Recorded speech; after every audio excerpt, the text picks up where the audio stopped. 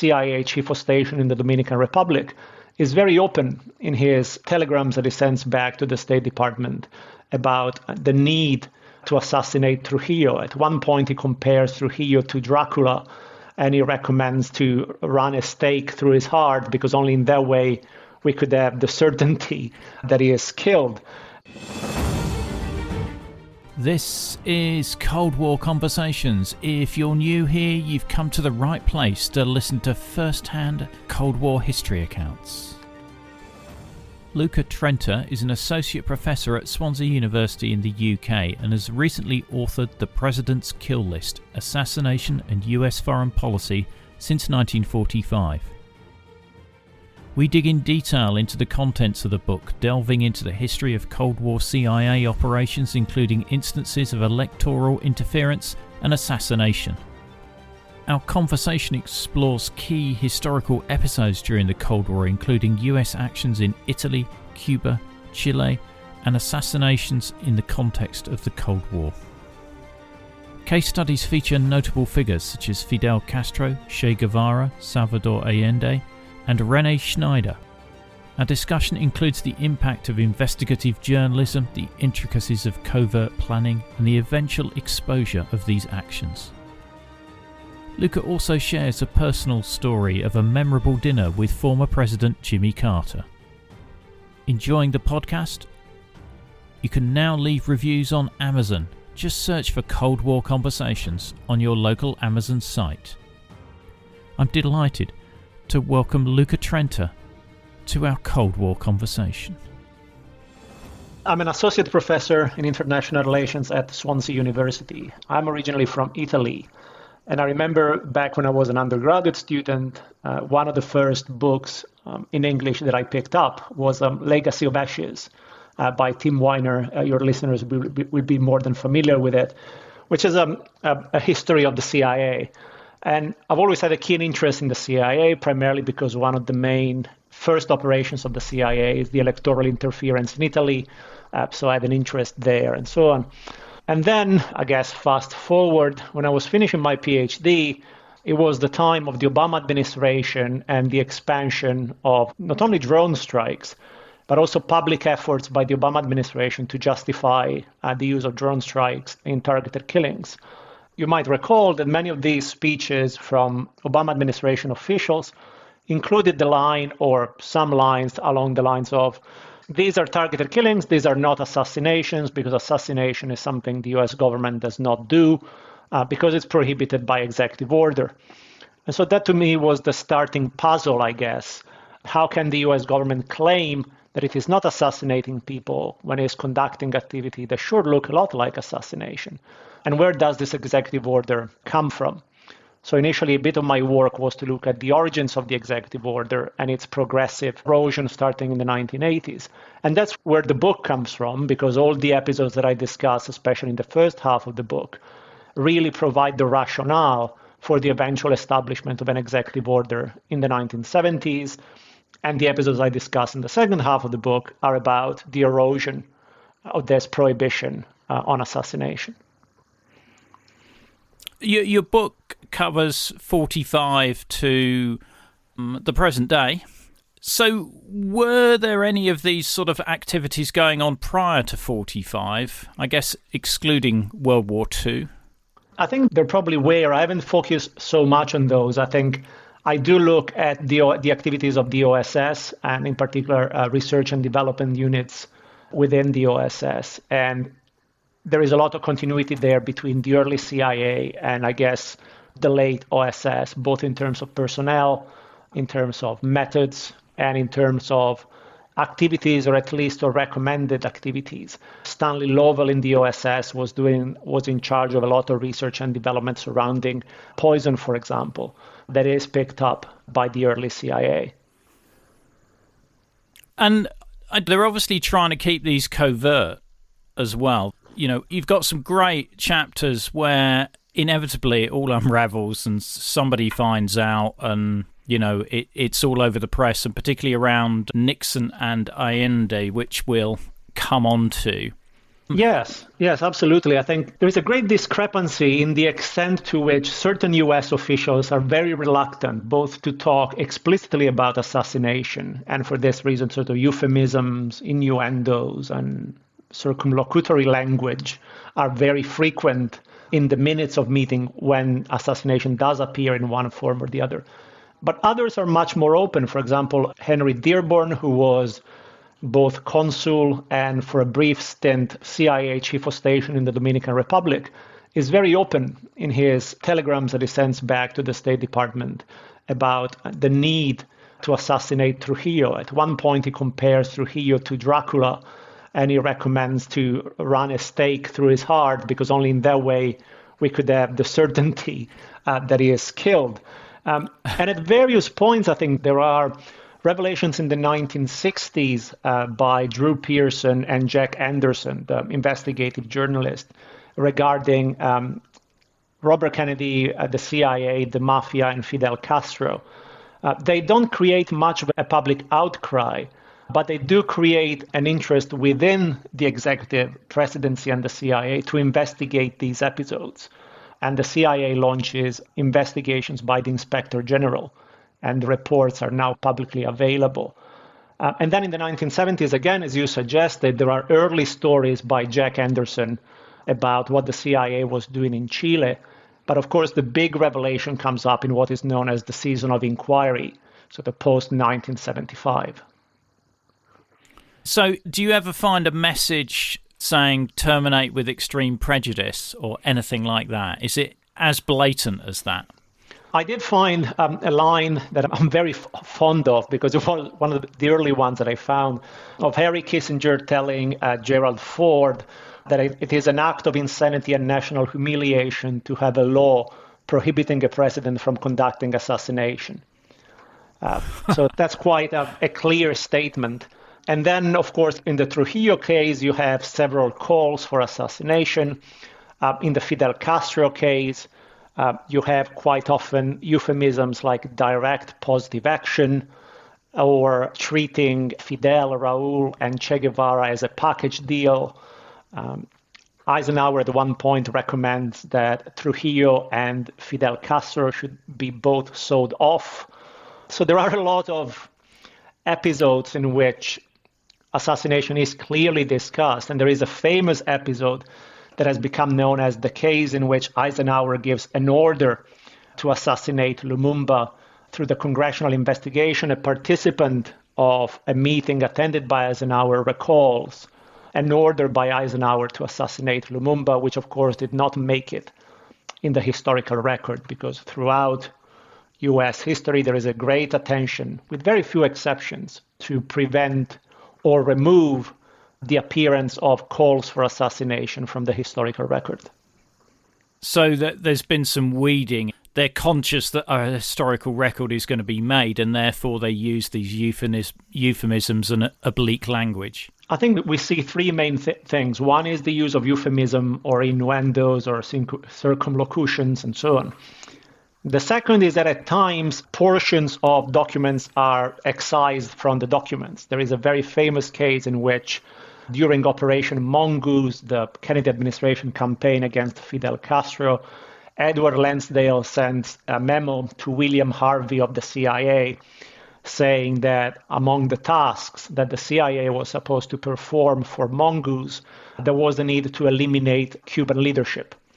And Harvey completely loses it, and he gets incredibly angry at Lansdale's assistant because such a recommendation should never be put on paper. And then I guess the third dynamic is the pure destruction of documents. For example, Harry Dearborn is asked by the State Department to basically destroy all of his documents from the time of the Trujillo assassination, with the exception of those that express the president and the White House's reticence to conduct assassination. So, of course, the record that we have is a necessarily partial one. I guess in the White House, they have got recording equipment, namely with Kennedy and Nixon. And in fact, the recordings of Nixon are his undoing with Watergate because there is a smoking gun in there. Was there any weeding out of those? I mean, something that did not make it in my book was a chapter on Che Guevara.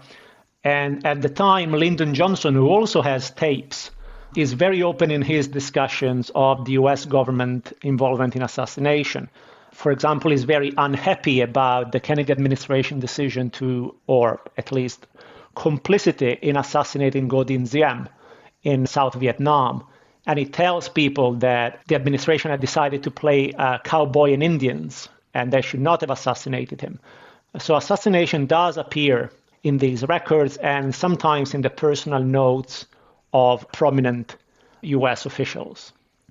So let's have a look at the Fidel Castro chapter. So Castro comes to power in January 1959, so it's during Eisenhower's presidency. What do they plan there? Are they straight into assassination, or are they looking at other options? I think initially the CIA is primarily focused on discrediting Castro. There are quite a few plots that sound somewhat farcical. Efforts to disorient Fidel Castro while he's giving a speech by pumping LSD in a radio studio where he's giving the speech, or using thallium salts to make him lose his beard, because without the beard he would lose his charisma and so on. But at the very same time, you have the emergence, sort of somewhat organically, from a community of Cuban exiles, mafia dons, and so on, of initial assassination attempts. One involves Frank Sturgis, for example, who would become famous, or I guess infamous, depending on perspective.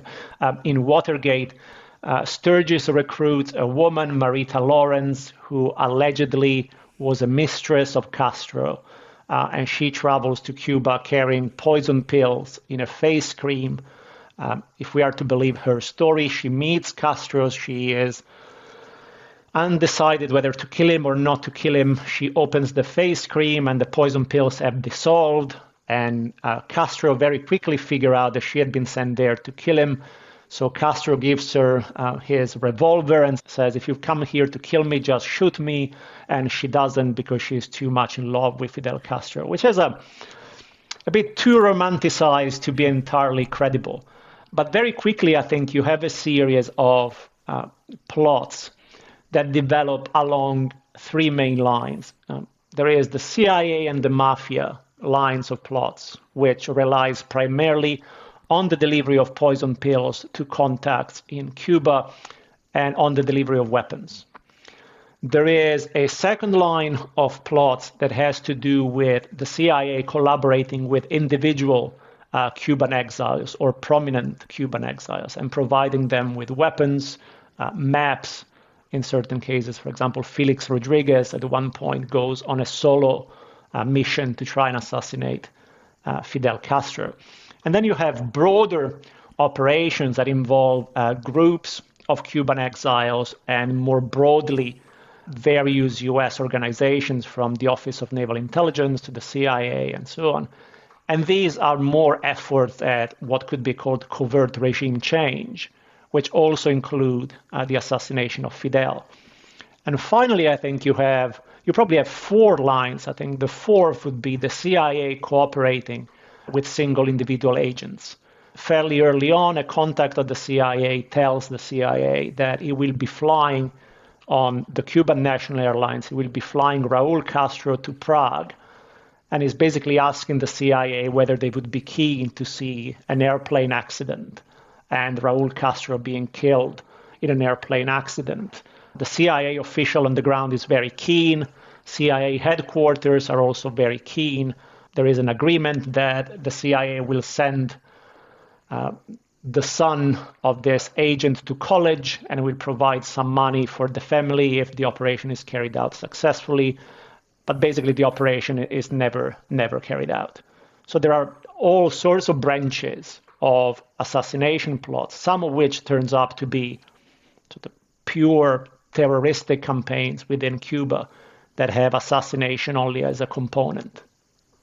And the mafia involvement in attempts on Castro, is that because their operations have been curtailed by Castro's revolution and that Cuba was a big market for them?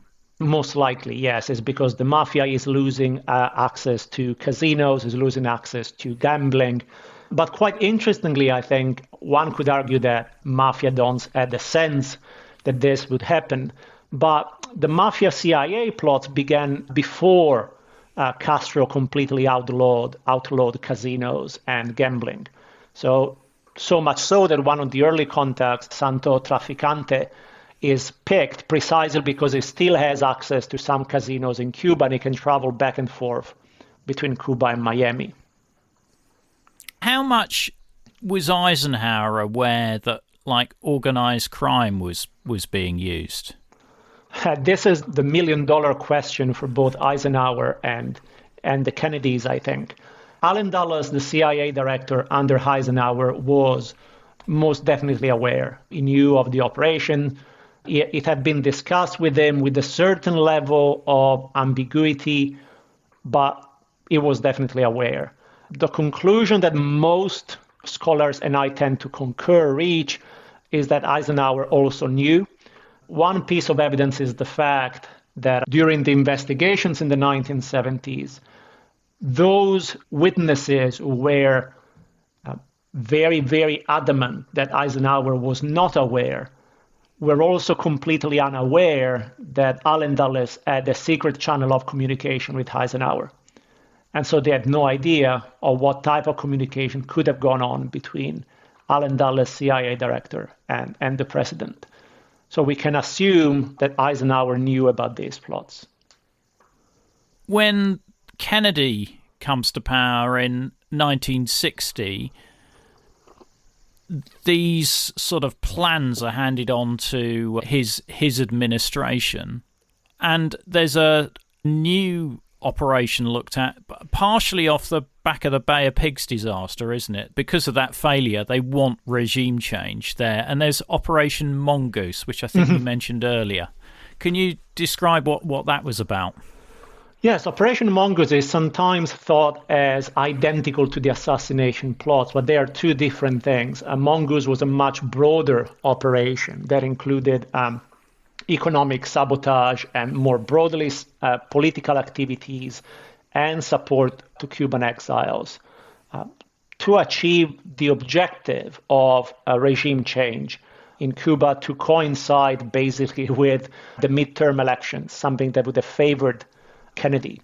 Edward Lansdale, whom I'm sure your listeners will be very familiar with, a sort of somewhat legendary figure in the Cold War with the past in the Philippines, in Vietnam, is put in charge of Operation Mongoose, in part because the Kennedys have come to mistrust the CIA, as you mentioned, after the failure of the Bay of Pigs.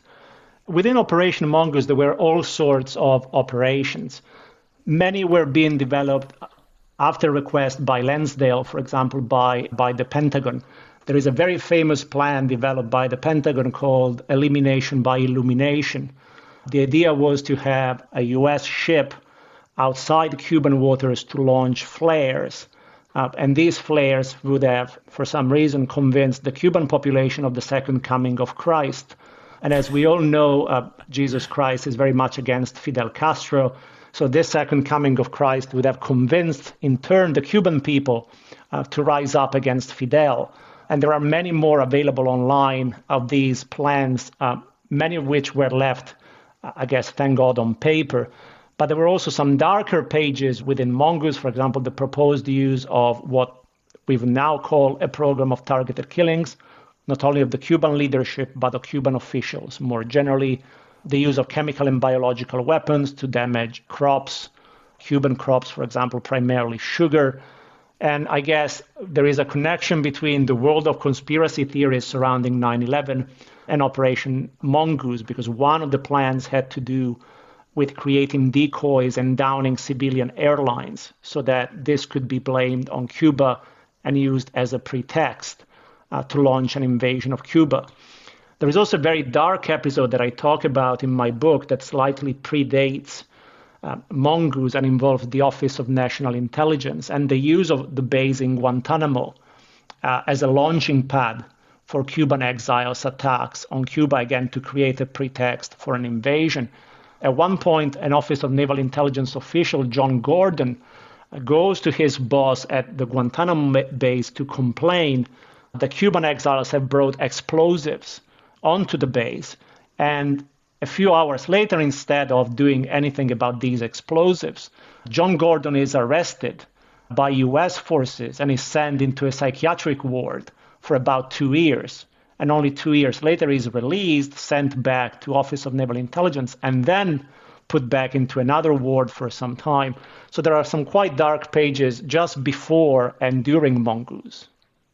And within Mongoose, I think what we have that is quite interesting is not only assassination plots, but it is within Mongoose that we have the best pieces of evidence regarding the Kennedys' awareness that assassination was very much part of the plan.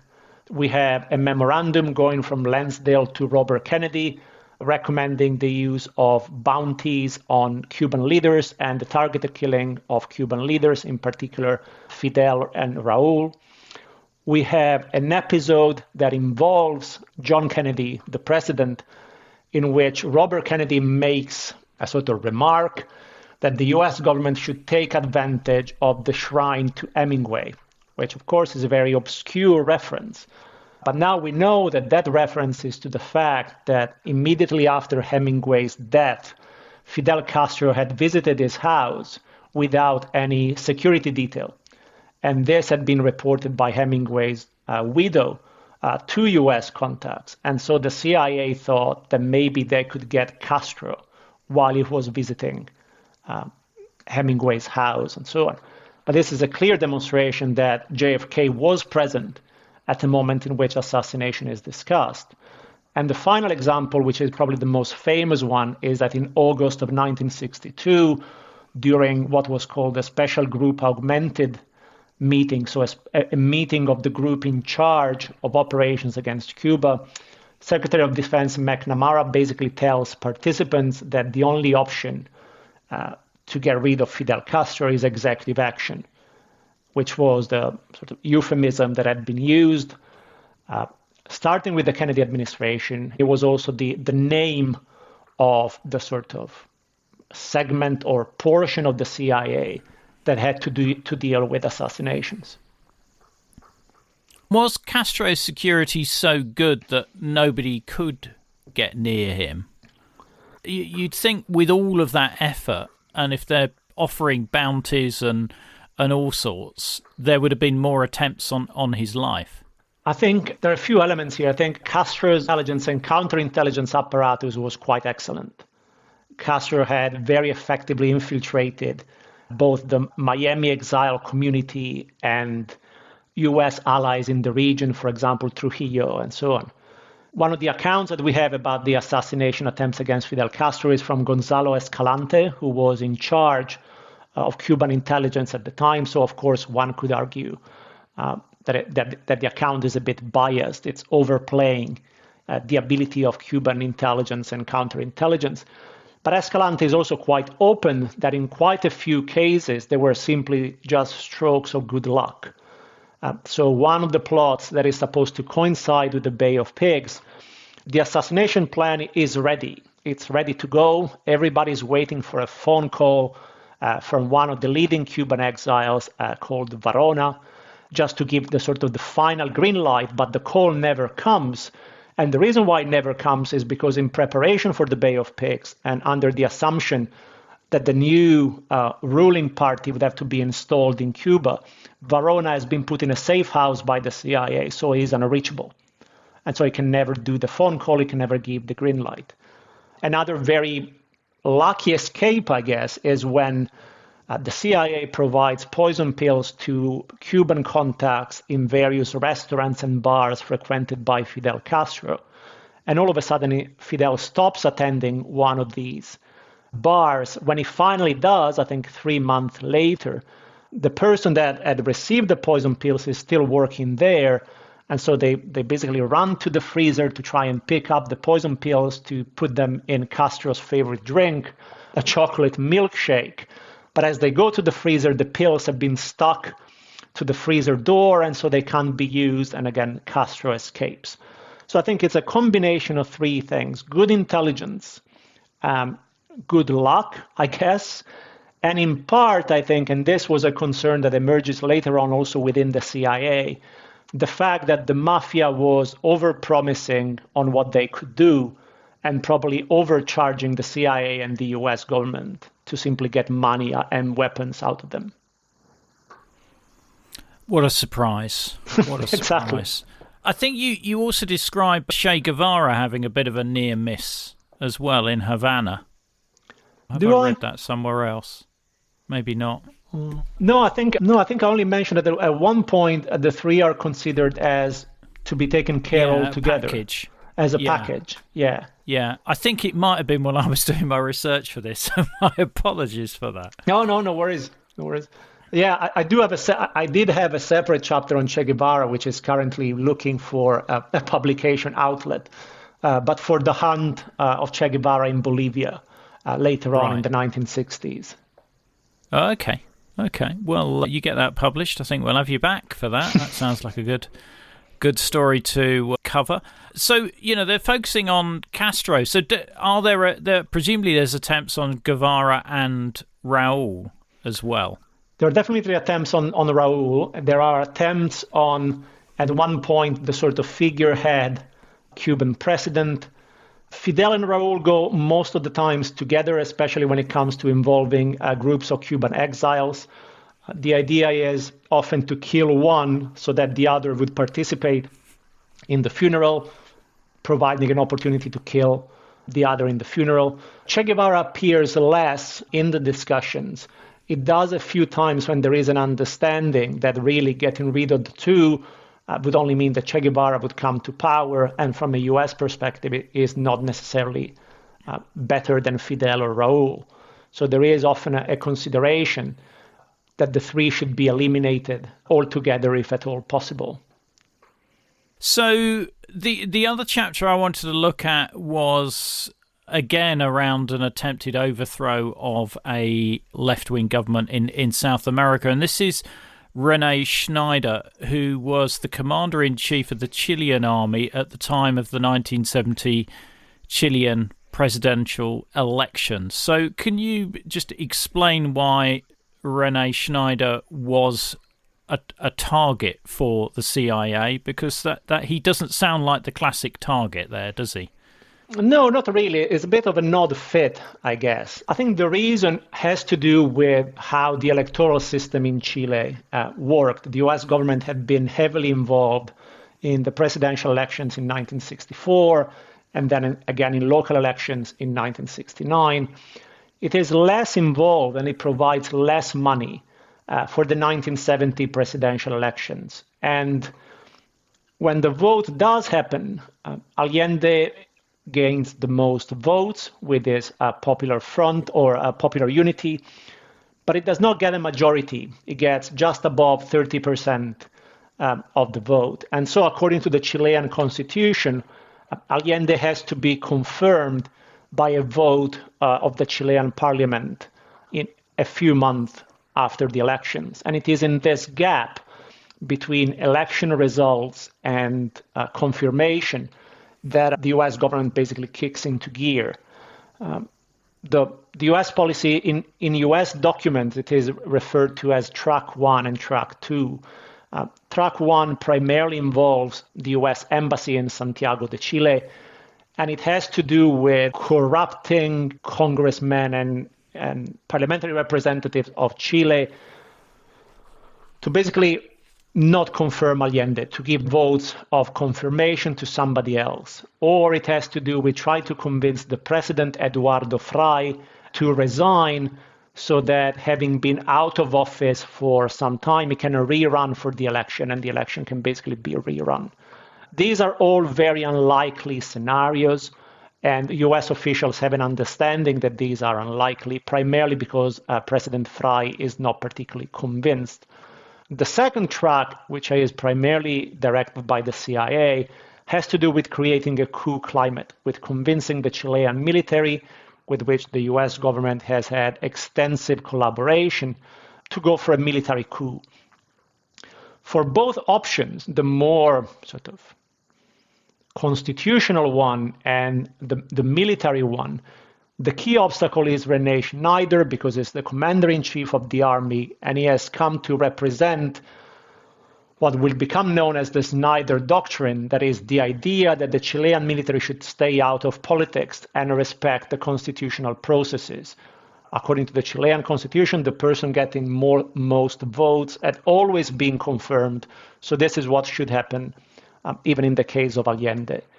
And so the US government, together with several Chilean generals still in charge and with some discredited Chilean generals, become convinced or come to identify Schneider as the main obstacle to any hope of a military coup.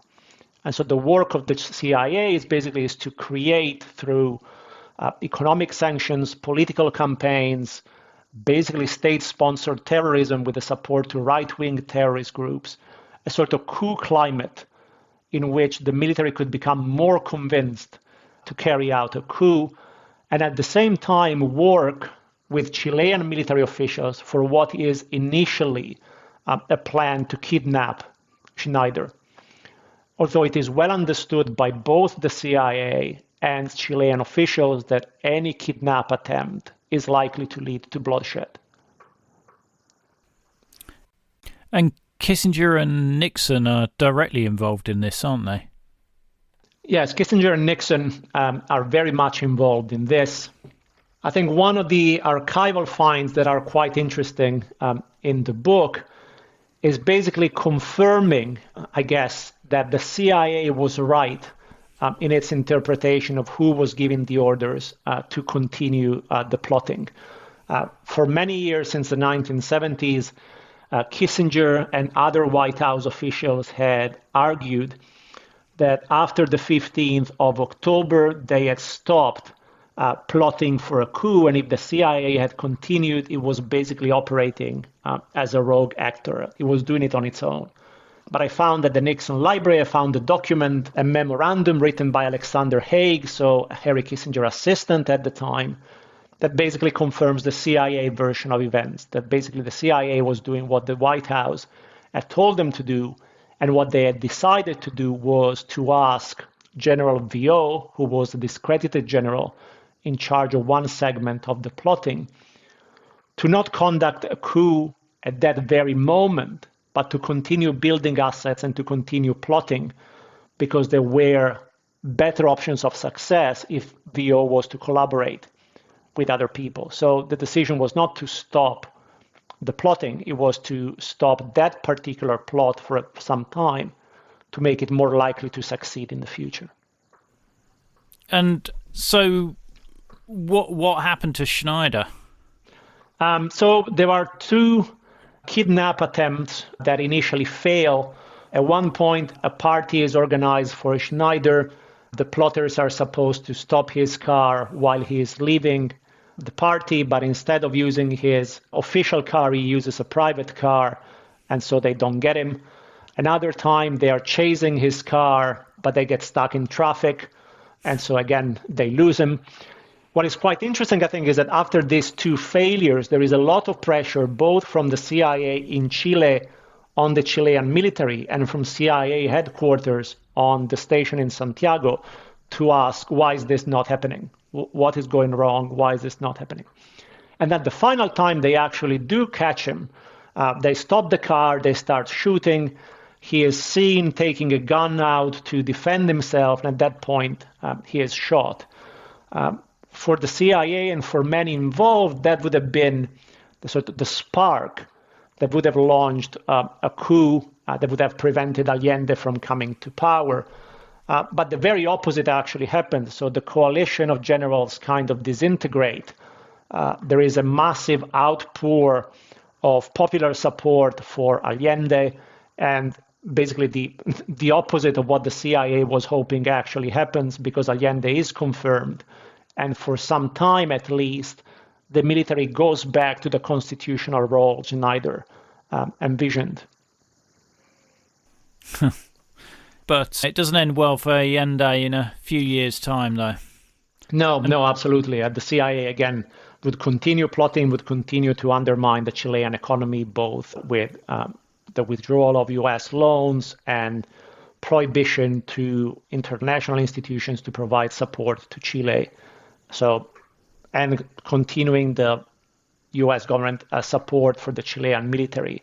And as we know, in September 73, again, they will be overthrown by initially a military junta, and Pinochet, of course, would take power. And again, the CIA would have quite a prominent role in collaborating with Pinochet to establish what would become known as the DINA, so somewhere between the FBI and the CIA for Chile. During this period of the 70s, there's various investigative journalists, you mentioned Anderson and others, that start revealing more about the activities of the CIA. What impact does that have on them? Are there presumably commissions or investigations into what's gone on? Yes, it's quite interesting because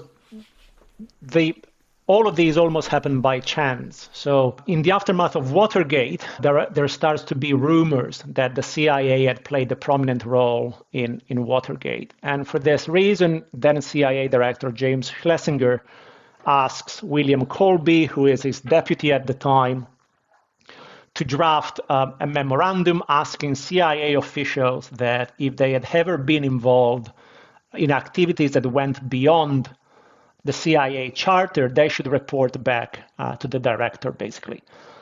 And in a few days, about 700 pages of documents flawed Schlesinger and Colby. And this collection becomes known as the Family Jewels. It's fully available online. If people are interested, they can be read almost in full, I think. We don't exactly know how, but at least snippets of this make their way to investigative journalist Seymour Hersh, who in December of 74 publishes a front page story in the New York Times, denouncing the CIA and its campaign of surveillance on students and anti-war protest. This kickstarts a Ford administration reaction and the establishment of a commission of inquiry chaired by Vice President Nelson Rockefeller. This is why the commission becomes known as the Rockefeller Commission. What is interesting is that until this point, nobody has really spoken about assassination.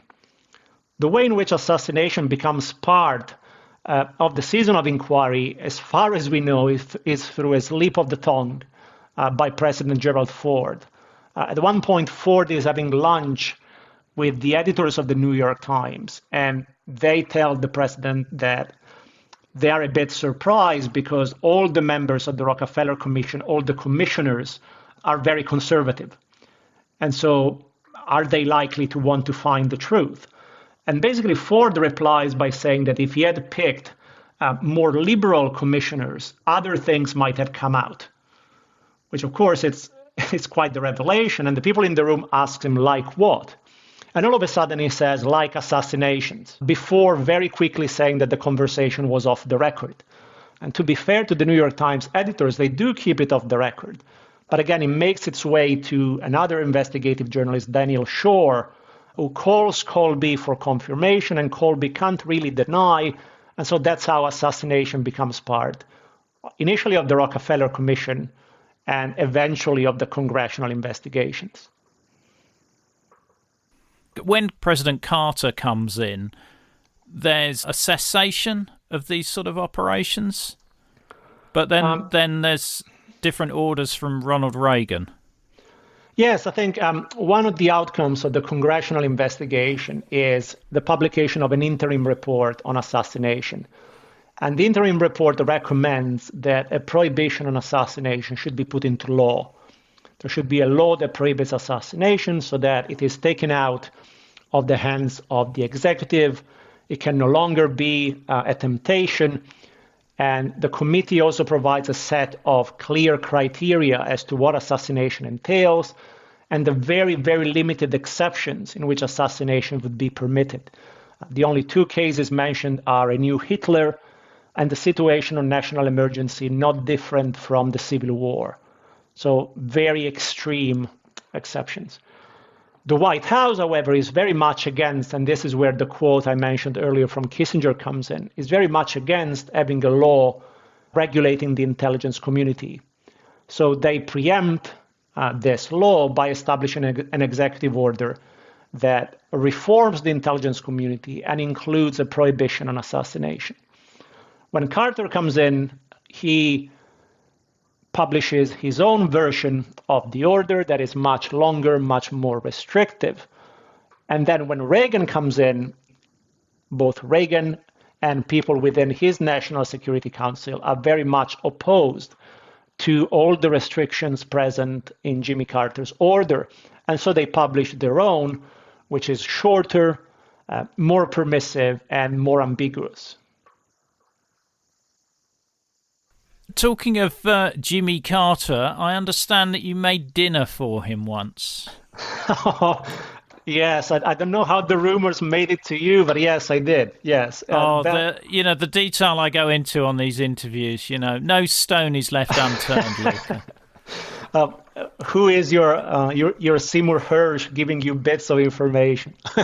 Yes, that was during my PhD days. As I was doing research at the Carter Library, I met somebody who at the time used to live in Plains, that is where Carter had his compound, and was a very good friend with somebody who, again, at the time, managed an Airbnb, or I don't think it was Airbnb at the time, it was just B&B probably, of the house where Carter was born.